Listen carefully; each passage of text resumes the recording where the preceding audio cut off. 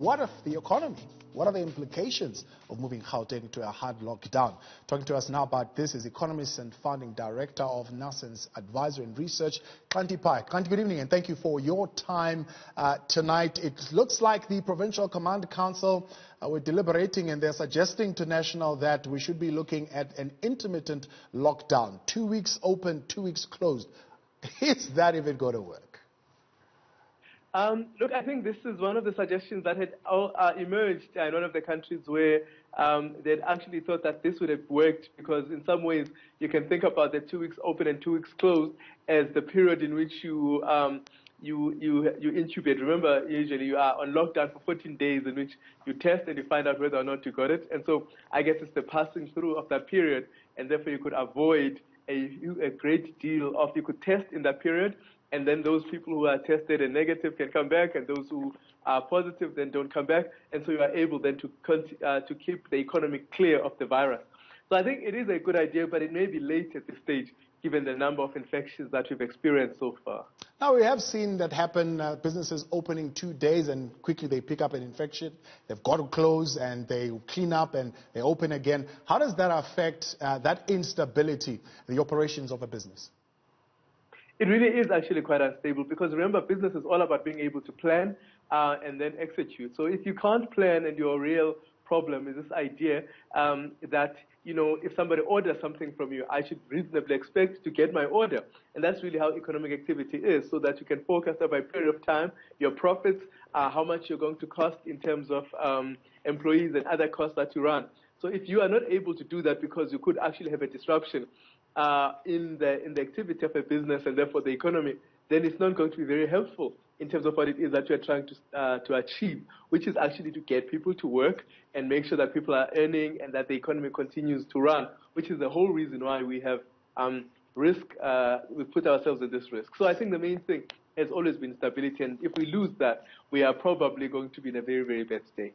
Now, of course, the number of unemployment now we know is above 30,000, even before the first set of restrictions were put in place. The Premier of Gauteng, David Makhura, had initially said, you know, this idea of hotspots, locking certain economies and opening certain economies is not going to work. How do you lock down Mamelodi and allow Sandton to be open? What if somebody needs to come to work in Sandton, lives in Mamelodi? What actually happens? What do you think has made them change right now? And how is this likely going to affect the unemployment already quite high? Look, I think there's now a lot of fear in the system. I think many people, of course, who are employees themselves are fearful. So people are very scared. And I think the government is also then letting themselves to fall into fear. And it's understandable. I mean, the numbers that we are seeing, I just looked at the numbers before I came on air, and that's about 173 today. And that's a huge number of people dying in your hands, especially because also it's going to be disruptive in terms of the productivity at work. Now, I think many of us said this before, right at the beginning, that you only have an economy if you've got people who are productive, and that actually, if we allowed a situation in which people would be dying en masse, and as we are seeing now, that would be very disruptive in terms of the work morale and therefore the capacity to produce at the peak. So we've got this kind of problem, and I think the government is therefore responding much like the citizens are responding, really, really fearful.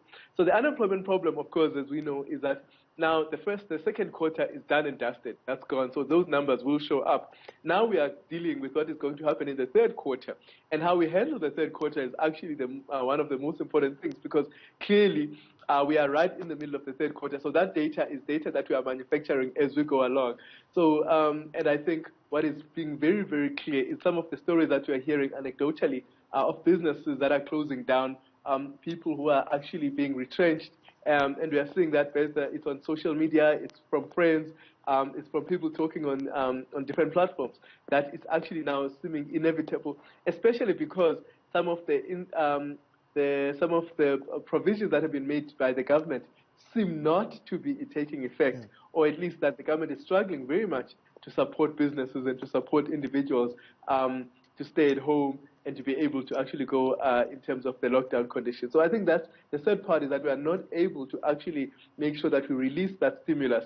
And a lot of people are saying, we thought we would have that stimulus, or at least the support package. And it seems that it's very difficult that it reaches people and continues to support the economy as we thought it would. The idea of limiting certain economic activities, and how do you pick which ones? I mean, you've got restaurants and hairdressers just reopening. I'm sure it will be a tough thing to tell them to close again. You've got taxi operators who want to operate at 100%. How do you go back to them and tell them to go back to 70%? Look, again, there was a discussion about, when the president spoke and the government spoke about this risk-adjusted strategy. And really we highlighted, and there was a highlight of which industries could actually open and could open relatively safely.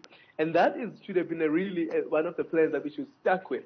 So we spoke about the construction sector at the beginning, and certainly there were some parts of, some of the obviously technology, some of the financial services. There were areas where we could, and I think we made some mistakes, of course, in mining, but that could have also been one of the sectors that could, if we had planned properly, also been able to be open in terms of being able to bring people into the sector, quarantine them, and make sure that they don't go back into society, so that actually we don't have that sort of cross-pollination, as it were. So I think the problem now has been that we've tended to fumble in terms of the plans, and now we are it's very touch and go. But certainly, if we really realize that we're going to be here in this space for quite some time, maybe it's time to pull back, sit down again, and start the drawing board again on a national basis. It is not useful to think that each province will have its own strategy. As you say, we are quite interconnected. We are quite interconnected in terms of the mining sector, the retail sector. People work in one sector and live in another, one province and live in another. And different sectors, of course, also need each other because our economy is interrelated. So it's not possible to work in silos. We're going to have to actually formulate strategies that speak to different industries and how those industries speak to each other. The same thing in the education sector, where we've seen, for example, that the basic education seems to be planning ahead, whereas the higher education is on its own plan, and the different institutions within higher education have their own plans. It's not going to work, because clearly, you remember when you pass matric, you're going to go to a university. If the university is now decides to cut people off, you are not going to find those spaces. And that's the kind of thing we're going to deal with, that we have a really, really connected economy. And what we need to go back now is really to sit back and say, okay, let's replay this, because clearly we're going to be in this space for quite some long time. We can see this across the world. We can see that the vaccine is still quite some way away. Right. So how do we actually make sure that we replan for the next 3 to 6 months to even a year in terms of how we're going to be on lockdown?